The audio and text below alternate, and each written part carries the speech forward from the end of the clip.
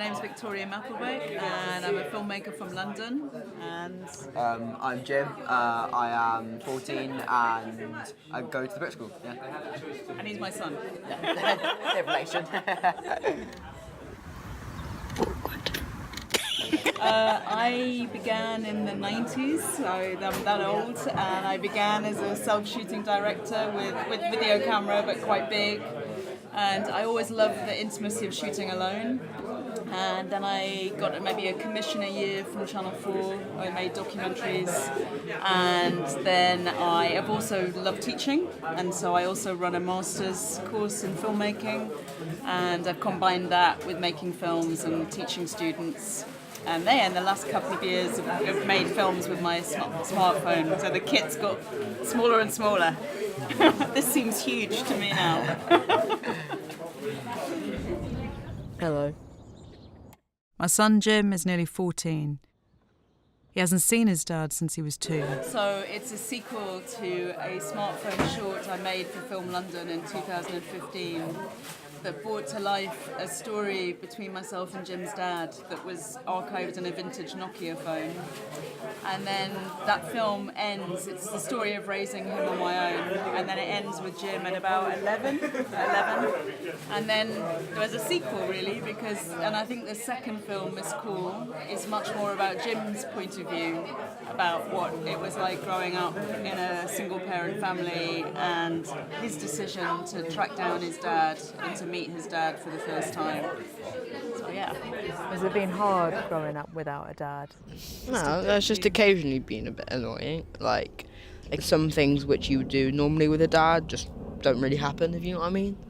Like what kind of things? You know, like playing football, watching TV, stuff like that. You know, just stuff like I do with my friends. And it's still nice I've got friends, but I just feel like it'd be nice to have a male version of a friend. Okay, so it had a fairly small budget. It was £10,000, but that was a lot more than the previous film. The Film London film only had £2,000, so the budget was going in the right direction. And it meant about 10 or 11 week filming, which is quite tiny for a short film, because I shoot on my phone. And also the motion graphics, you know, the way that I capture that. I have a fantastic guy called Paul who does the motion graphics for me. Quite a big amount of the budget goes there because it's a lot of work.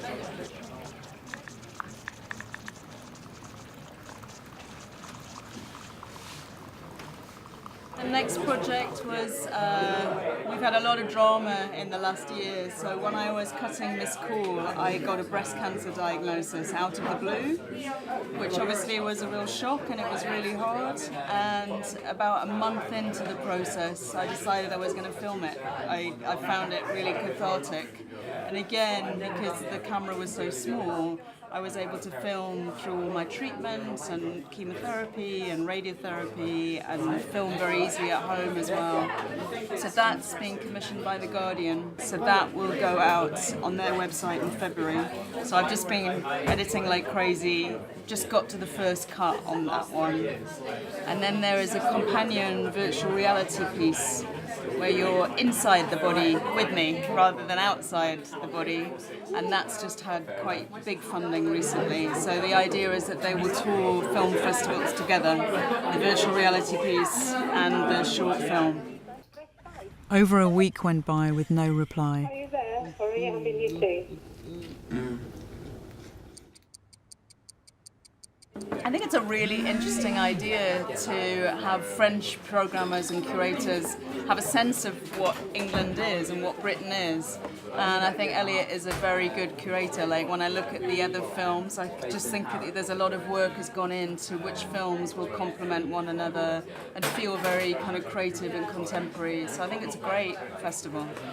The warmth of it, it's like a really inclusive, friendly festival, which they're not always actually. So like the warmth and the intimacy of it. I'm sorry, that was way more than one word. I'm sorry.